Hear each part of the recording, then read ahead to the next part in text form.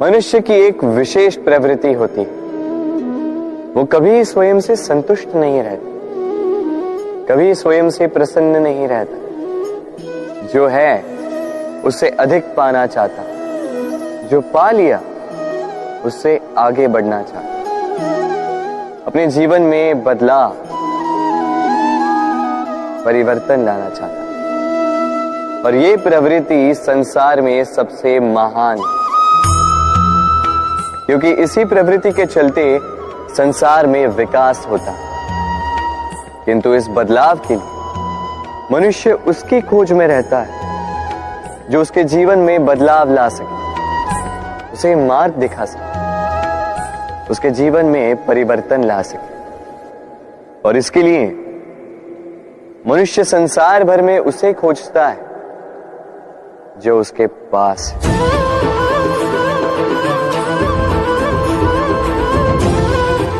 बताइए कौन? यदि कोई आपका जीवन बदल सकता है तो दर्पण देखिए। वो आप स्वयं है जो आपका जीवन बदल सकते हैं। वो आप स्वयं है जो स्वयं को मार्ग दिखा सकते हैं, जीवन में बदलाव ला सकते हैं, परिवर्तन ला सकते हैं। इसलिए पहचानिए अपनी भीतर की शक्ति को और विश्वास कीजिए कि इस संसार में आपसे अधिक शक्तिशाली और कोई नहीं। जीवन बदल जाएगा। और अंधविश्वास का नहीं, आत्मविश्वास का हाथ थामिए। आपकी समस्याएं स्वतः दूर हो जाएंगी। मन बड़ी ही विचित्र कृति है। ये मन शरीर के किस अंग में बसता है कोई नहीं जानता, किंतु संपूर्ण शरीर इस मन की इच्छा साकार करने के लिए प्रयास करता रहता है। अब यदि मन कुछ खाने का करे तो व्यक्ति उसकी वनोपवनों की इच्छा साकार करने का माध्यम ढूंढता रहता है। अब यदि मन किसी को शत्रु समझ ले तो व्यक्ति उसे नष्ट करने का हर संभव प्रयास करता है।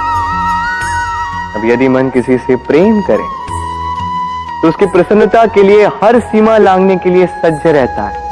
परंतु जीवन सुखद हो, इसके लिए आवश्यक है कि मन खाली हो। इस बांसुरी की भांति भीतर कुछ भी नहीं, न राग है न द्वेष, तब भी तार छेड़ने पर स्वर निकलता है। इसी प्रकार मन को भी भावनाओं से मुक्त रखना आवश्यक है। स्मरण रखिए, मन में कुछ भर के जियोगे तो मन भर के जी नहीं पाओगे। भूल और मनुष्य, इन दोनों का संबंध कुछ वैसा है जैसा पंख और चिड़िया का, जैसा धारा और नदिया का।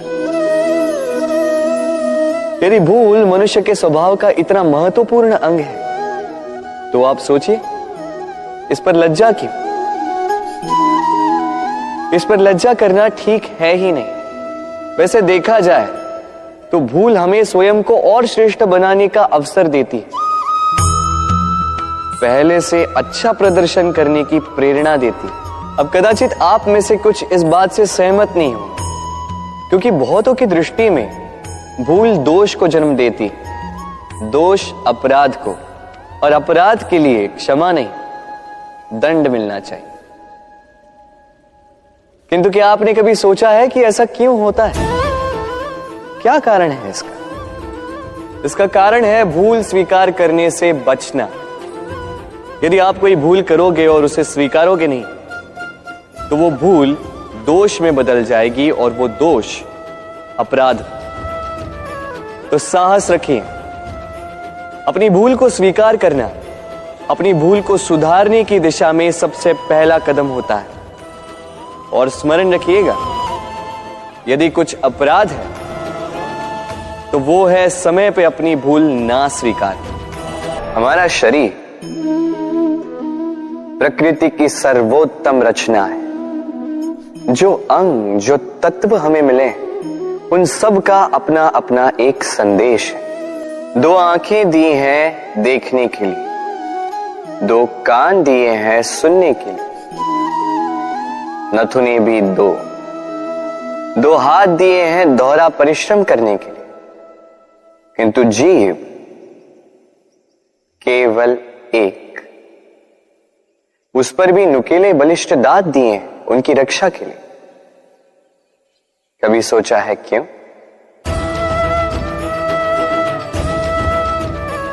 क्योंकि शब्द और शब्दों का उपयोग मनुष्य का सबसे बड़ा शस्त्र है, जिसका उपयोग जितना सोच समझ कर किया जाए, मनुष्य जीवन में उतना ही ऊपर उठता है। तो समझे ना? देखो, सुनो, समझो अधिक, बोलो कम। मनुष्य का स्वभाव है कमाना, संग्रह करना, फिर चाहे वो धन हो, नाते हो, संबंध हो या हो प्रसन्नता। परंतु क्या आपने कभी सोचा है, नियति ने यह संग्रह करने की प्रकृति मनुष्य में क्यों डाली? एक बीज से पौधा पनपता है, उसके भोजन से फल संग्रहित होता है। क्यों? इसलिए ताकि वृक्ष उसे स्वयं खा सके? नहीं, बल्कि इसलिए ताकि वो भूखे जीवों में बांट सके। अब आप पूछेंगे कि इसमें वृक्ष का क्या लाभ? लाभ है, क्योंकि जो बांटता है वो मिटता नहीं। जो फल ये जीव खाते हैं वो उसके बीजों को वातावरण में बिखेर देते हैं, जिससे जन्म लेते हैं नए वृक्ष। उसकी जाति, उसका गुण, उसकी मिठास अमर हो जाती है। इसलिए स्मरण रखिएगा, अमीर होने के लिए एक एक क्षण संग्रह करना पड़ता है, किंतु अमर बनने के लिए एक एक कण बांटना पड़ता है। कभी बरगद के वृक्ष को देखा है? कितना विशाल होता है। कभी कभी भय लगता है कि इन भारी डालों का बोझ ये तना सह भी पाएगा या नहीं। भय लगता है कि कहीं ये वृक्ष टूट कर न गिर जाए, किंतु नहीं। समय पड़ने पर शाखाओं से निकलने वाली ये बेलें धरती की ओर बढ़ती और फिर स्वयं जड़ बनकर इस वृक्ष को सहारा देती। इसी प्रकार जो परोपकार करते हैं, सत्कर्म करते हैं, उन्हें स्वयं के लिए चिंतित होने की आवश्यकता ही नहीं, क्योंकि उनके कर्म ढाल बनकर उनकी रक्षा करते हैं। इसीलिए जीवन में सहारे की नहीं, कर्म की चिंता कीजिए। राधे राधे।